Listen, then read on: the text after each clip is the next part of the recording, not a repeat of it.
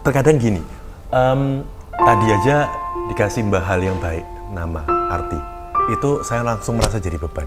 Refleksinya sebenarnya ketika dapat kesempatan ngobrol sama teman-teman Bismillah, ngobrol sama teman-teman asosiasi, ngobrol sama teman-teman UMKM, memberikan suatu hal yang baik, niatnya itu selalu aja, ini sebelum pandemi lah kayak gitu ya, mereka datang terus bilang gini, Mas, sing mbok sampeyan itu apik, genah, tapi aku raiso mergo bosku ra gelem, raiso mergo pemerintahnya nggak dukung regulasi, raiso aku wong desa.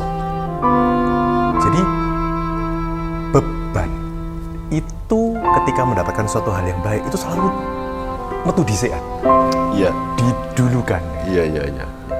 Saya bisa membayangkan itu juga terjadi tidak hanya di Wismilak dan industri rokok dan lainnya, itu terjadi di semua. Karena kalau ngomong regulasi tadi berarti yang urusan apa ya raisa atau urusan liane ya raisa.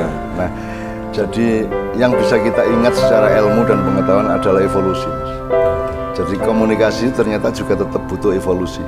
Jadi tahap pertama kudu piye, nek wis piye kudu piye, itu kan ada evolusinya, ada tahap-tahapnya, ada kelas, ada apa ya, ada progresinya. Musik aja enggak boleh langsung tabrak-tabrak. Musik aja ada penataan irama. Jadi nomor satu soal evolusi dan irama. Nomor dua ya muatan-muatannya kita tentukan. Jadi kayak bikin drama itu adegan pertama sama adegan 10 itu sudah sejak awal disadari kalau di sini ini aja, kalau di sini boleh ini kan. Semua ada. Nah, teman-teman dalam perjuangan sosial, perjuangan kebudayaan, perjuangan nilai di komunitas UMKM misalnya, itu kan juga dia menghadapi satu drama besar di dalam masyarakat yang Anda harus sabar dengan iramanya. Nah, aktor itu meskipun dia apal, dia tidak boleh rombol, Mas. Dalam drama ya, tidak boleh dia harus nunggu itu selesai baru ini. Itu pun tidak boleh harus sitik paningal. Jadi Anda melawak saja, kalau Anda nerjang teman lawakan Anda itu merusak lawakan. Ya, jadi ya. Iya, Anda tidak boleh lebih cepat setengah detik, sepersekon tidak boleh. Harus pas, baru lucu, Mas. Atau Anda telat, orang guyu, Mas. Kalau telat setengah detik ya orang ketawa. Jadi harus tepat pada sidik paningal tadi, harus pada titik akurasi tadi. Nah, teman-teman memang harus memikirkan, kan dia bilang saya tidak mampu itu kan karena setupnya, pijakannya kan berhasil.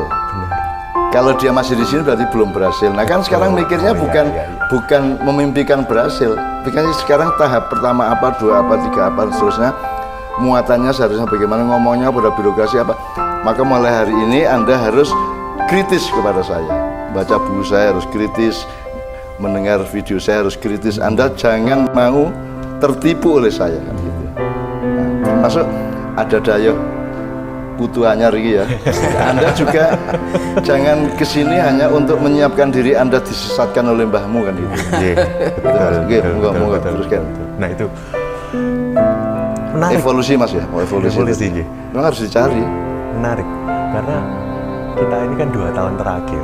2 tahun terakhir selalu banyak yang curhat. Ora iso, aku ora kreatif, gitu, ora inovatif. Tetapi begitu ada yang namanya COVID, lah akhirnya iso kabeh.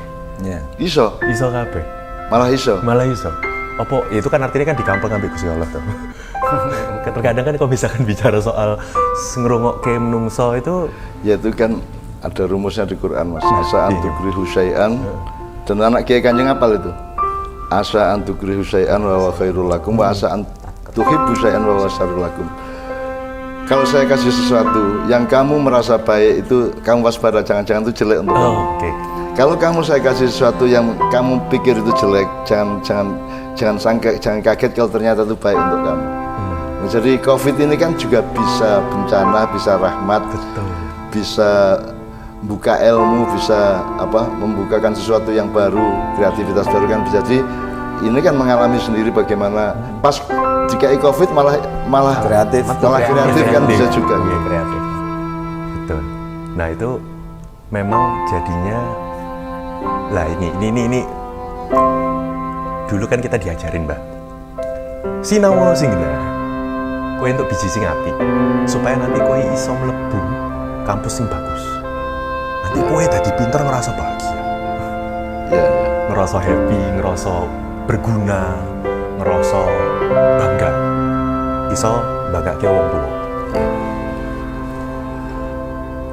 Dalam kondisi yang sekarang ini kok ini pandangan putumu nggih, Mbak? Nggih.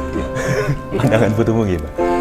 Kalau misalnya rasa bahagia, rasa berguna, rasa ridho Ya. atas apapun jalan yang diberikan itu dirasa dhisik baru melakukan sesuatu, itu mungkin beban awak-awak lah. Ada yang bilang anak milenial itu bilangnya, wah aku ini sandwich generation. Dituntut wong tua apa, kudu nikah cepet, tapi aku ora happy nek misalnya nikah. Aku pengen dolan sih. Generasi yang keplenet Kayak apa? sandwich, ya. Burger ya. Padahal di tengah itu enak tuh, dagingnya. Iya, tuh. daging. Tapi kepitek ngono itu beban. Ya itu berarti memang bahwa hidup itu selalu tawar-menawar, Mas. Dan kita berarti pelatihan yang utama adalah ketahanan dalam tawar-menawar, ketahanan dan kesabaran dalam tawar. Karena semua kan tawar-menawar. Tadi yang UMKM tadi kan Oke. harus tawar-menawar dengan halangan-halangan bermacam-macam. Gitu kan. Saya ini kan juga tidak pernah mendapatkan jalan sebagaimana aspirasi saya. Masuk sekolah aku gelut masuk guru, mereka gak setuju gitu. Iya. Di kantor saya demo, saya diusir gitu di pesantren. Terus di SMA itu saya juga bertengkar melawan guru bimbingan, guru iki gitu dan seterusnya gitu. Tapi ternyata semua adalah proses negosiasi. Jadi akhirnya yang saya cari itu bukan ilmu sing bener piye, tapi bagaimana saya menempuh semua yang saya ketahui itu dengan sabar dan tetap menjalankan pendewasaan diri. Jadi kadang-kadang saya sudah menyatakan keluar, terus saya kepepet untuk masuk lagi, Mas. Itu juga berat untuk harga diri. Oh ya bener, gengsi ya, Pak. Iya, saya sudah berontak. Saya ketua OSIS setelah wek-wek dengar kepala sekolah, terus saya keluar sekolah. Terus Cak Fuad kakak saya mengatakan, "Nun, Bu, sekarang ini tok aja lah diselesaikan sekolahnya, kan kasihan ibu." Nah, ibu ini kan nggak bisa saya lawan. Sakno ibu gitu ya. Wes aku Iya. kalah wes. Betul. Jadi saya langsung berangkat ke rumah wakil kepala sekolah untuk menyatakan saya masuk lagi dengan penuh rasa malu itu. Itu saya tempuh, Mas. Jadi di dalam proses itu ajar basuki mau beo toh. Anda harus menyiapkan biaya-biayanya untuk mendapatkan kemungkinan basuki. Nah, beonya itu biayanya itu ada kadang-kadang rasa malu. Kalau rasa malu harus ditempuh dalam rangka kebaikan dan kebenaran kan enggak apa-apa. Ya, sing ora apik lek kowe elek ra duwe isin. Gitu. Pekok ora duwe isin gitu ya. Nah, jadi tolong dipelajari juga ajar basuki mau beo-nya itu. Itu termasuk biaya Anda. Nah sekarang tiba-tiba COVID terus tiba-tiba bisa jalan beberapa hal kok. Nah sekarang gimana pemanaanmu? Kan hidup itu nomor satu, Mas, semua anak buah sampean ya. Nomor satu itu bukan maknanya apa, kamu maknainya bagaimana. Bukan apa tapi bagaimana. Iya, kamunya subjeknya. Bukan, kan saya kira wong lah, ndelok keset ya Mas ya. Pokoknya duwe mobil seneng wis. Ya. Gitu ya. Motornya meningkat seneng wis gitu ya, handphone meningkat seneng ngono tok, omahe dadi gede seneng ngono tok. Itu kan dia konsumen dari kenikmatan fisik atau material. Sebenarnya kan kalau disiplin itu memaknai kita itu mau peta, saya itu hidup berempat sama Eko Tunas, Cak Nas, Cak Adil, hanya 4 kali 4 meter di kios pinggir jalan itu ya pernah. Itu tidak pernah merasa menderita. Jadi seluruh yang dalam teori sosial itu penderitaan itu saya tidak pernah mengingat bahwa oh aku biar menderita, nggak tahu Mas. Saya tidak menderita sama sekali. Karena saya memang berproses, saya memang tawar-menawar sama hidup ini gitu ya. Dan yang tawar-menawar itu bukan soal saya berhasil apa tidak. Yang penting saya lulus apa tidak sebagai manusia. Nah, gitu. Saya dulu juga pernah dagang, Mas. Saya juga dagang alat-alat cetak, stensil bekas, alat cetak bekas, pokoknya segala mesin tik. Aku biar dagang, Mas. Terus aku ini meleren dagang mergo ono koncoku yang juga berdagang kalah terus karo aku. Dalam soal jaringan itu kalah terus. Aku susah mesake iki. Wis aku rasa dagang, aku tak nulis wae.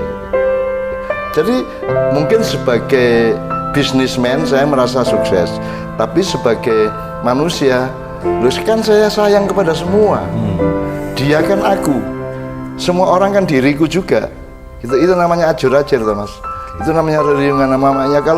Kalau dirimu bukan diriku, berarti kamu bukan bagian dari engkau, bagian dari aku, dan tolong aku juga menjadi bagian dari engkau kan. Itu manusia kan, manusia itu hakikatnya tidak bisa hidup sendirian. Tidak bisa. Wis ora iso wis. Rabi aku kudu karo wong wedok, maksudnya rabi karo omong dhewe. Kudu ada pasangan nih gitu. Ya kan iso ijen ya. Iya, Nah, iya. Semua sisiran aja masa bikin sisir sendiri ngepring kok. Iya, bener. Kok ketok iya gak, Mas. Sisiran aja wis. Cewek nggawe mesin nggawe apa? WC nggawe sapi dan semua harus orang lain kok. Jadi kita ini saling memerlukan satu sama lain sehingga diri yang utama itu diri bersama, bukan diri sendiri. Diri sendiri. Ya, jadi dan semua itu ternyata dialektikanya gitu. Jadi kalau gitu belajar itu yang nomor satu apa? Belajar ini, Mas. Roh tahu ya? Tahu. Ngerti? Apal? Ya. Iso. Nomor 5 yang paling angel, gelem. Ya, Mas. Banyak orang yang sudah tahu, sudah mengerti, sudah bisa, sudah hafal, sudah bisa, tapi tidak mau. Nah, karena untuk mau ini kan tergantung kepada selera akhirnya, tergantung kepada mental dan budaya gitu ya. Wah, aku karepku dadi iki, mosok dadi iki gak gelem. Maka karier orang modern itu sebenarnya ditentukan oleh pencarian masing-masing untuk menemukan mana yang dia sukai dan dia bisa. Klop. Jangan sampai dia bisa tapi dia tidak suka, jangan sampai dia suka tapi dia tidak bisa. Kan gagal juga Mas. Jadi sebenarnya nomor satu pembelajaran itu adalah menemukan fadilah dari Allah yang kamu seneng dan kamu yang punya bakat untuk itu, kamu bisa gitu. Nah kan tidak pernah diomongin nih sama guru-guru. Pokoknya guru ini ngerti ini kimia ini, kimia organik ini gitu, H2SO4 ini, NH3 ini kan gitu dok, valensi itu ini gitu dok. Tapi mereka tidak pernah memberi pertimbangan hidup. Not even the university, tidak pernah memberi pertimbangan ilmu hidup. Makanya di Melungsungi kan ada, orang pinter sekolahan tidak pasti pinter kehidupan. Bahkan pinter akhirat tidak mesti pinter dunia. Ada banyak orang pinter dunia buta akhirat. Banyak orang pinter akhirat buta dunia, akhirnya jadi pengemis dan dombleng-dombleng ke pejabat yang ditikan oleh sponsor, nekan-nekan calon bupati, cait sangone gitu-gitu loh Mas. Jadi kalau di Ma'iyah ini insya Allah kita mencoba tidak cacat. Karena kebanyakan orang itu cacat loh, hebat di A tapi tidak hebat sama sekali B, C, D, E. Hebat di E tapi pekok soal D, C, B, A misalnya. Nah kita ini mungkin kadarnya tidak hebat, tapi lengkap, tapi utuh gitu loh Mas. Itu namanya, katanya dulu kan manusia Indonesia seutuhnya. Itu kan mestinya di breakdown ke pendidikan, di breakdown ke keluarga, ke macam-macam, ke masjid, ke pesantren, madrasah kan gitu mestinya. Tapi kan nggak pernah di breakdown. Itu slogan manusia Indonesia seutuhnya. Akhirnya dikasih tahu sama setan, mari kita perjuangkan manusia munafik seutuhnya toh. Nah, malah lebih gampang gue. Setan-setannya kan ngomong gitu kemarin. Nah itu sesi setan yang paling saya ingat soalnya. Karena adegan gue, setan ambil iblis ketika nunjukno semua begitu kan. Saya ini iblis yang begini dan lain sebagainya. Itu menunjukkan kalau setan saja bisa mengerti manusia seperti itu, mungkin awak dewi kudu sinau dadi manusia. Iya. Karena angelnya adalah fokusnya ke diri sendiri, bukan tadi diri bersama. Iya. Diri sendiri maksudnya gini, nek wis entuk mobil, mimpiku untuk mobil roda 4 ya misalnya roda 4 sesuk ketemu konco rodani 3 loe sangar, aku pengen kui. Jadi akhirnya ndak pernah merasa puas.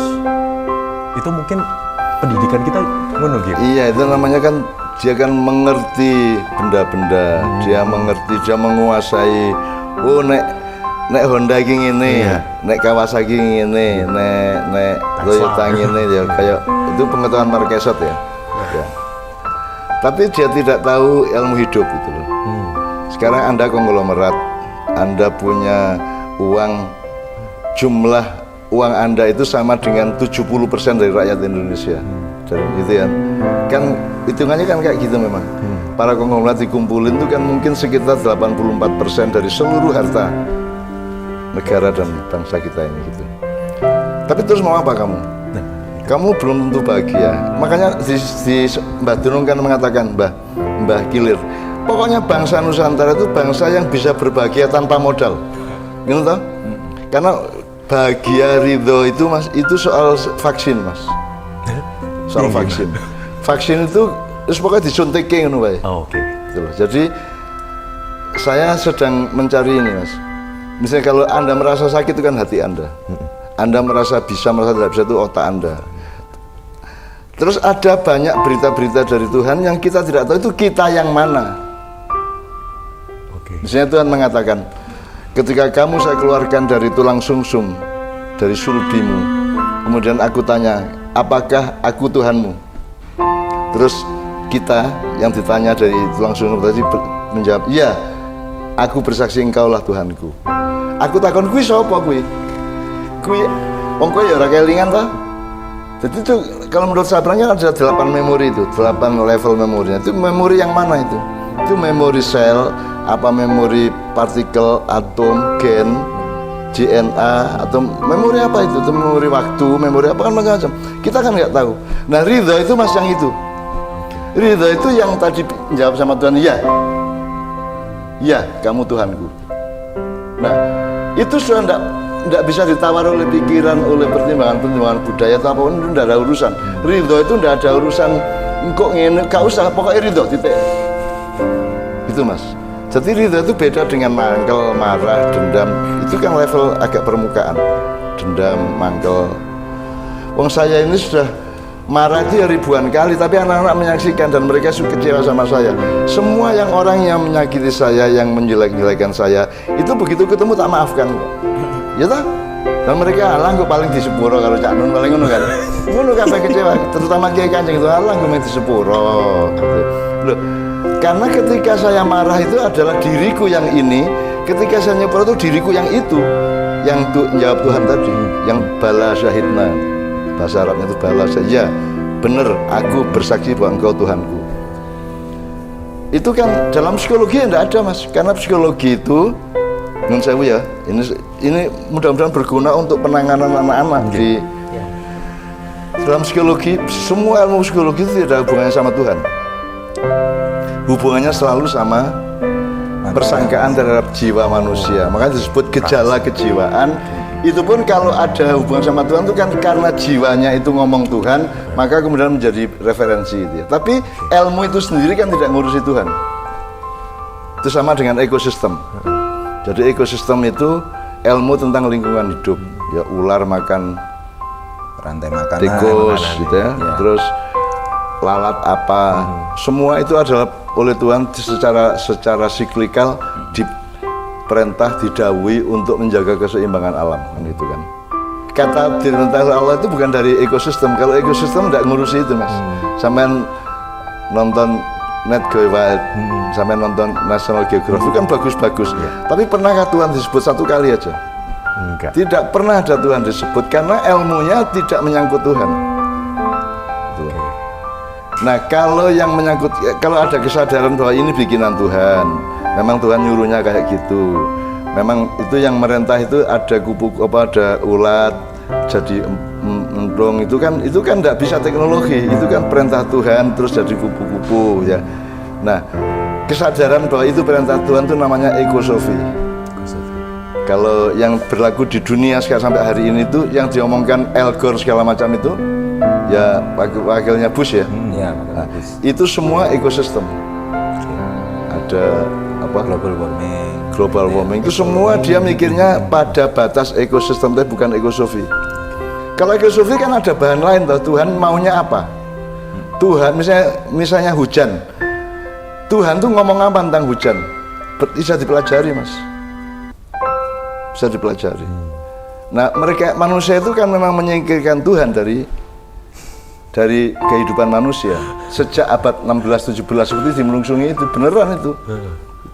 Maka mungkin hebat, tapi kan tidak ada perhitungan tentang Tuhan. Maka mereka akhirnya kan mereka pikir masuk surga padahal masuk neraka, sementara mereka musuhan sama orang, mereka pikir itu masuk neraka ternyata masuk surga. Gue stres ya mas. Gue kadung musuhan karo sapa, pun rokok gue jebul ndek ning swarga kan modar gini mas. Dia malah angguk-angguk halo ngono guys ke swarga kan. Ya. Jadi manusia itulah pokoknya nomor satu itu di komunitas apapun menurut saya ayo sinau. Sinau itu dasarnya adalah kita sadar kita itu tidak tahu lengkap. Tahu sebagian tok. Tahu sekilas tok, tapi harus maju terus, harus mencari terus. Kreativitas nomor satu kan bukan bikin apa-apa, tapi mengetahui lebih banyak.